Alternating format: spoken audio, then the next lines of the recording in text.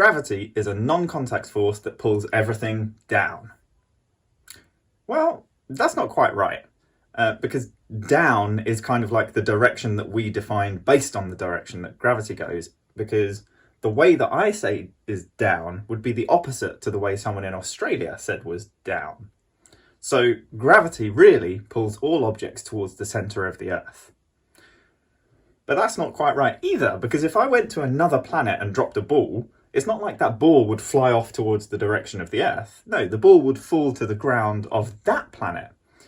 So in fact, all objects with mass have a gravitational pull. Planets, moons, stars, but even small things like this can of drink. And you have a gravitational field and I have a gravitational field as well.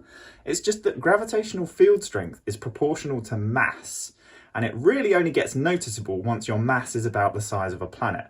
And as you probably know, you and I are very, very, very, very, very tiny compared to planets. That's why you don't really notice your own gravitational field. It's not like you wake up one morning with your shoes orbiting your head.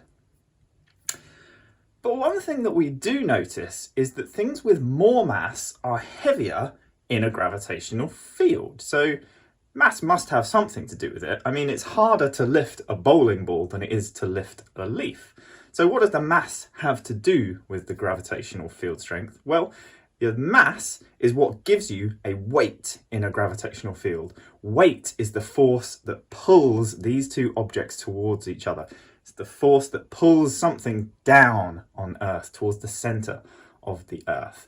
And we can calculate it as well. Weight is just mass multiplied by gravitational field strength.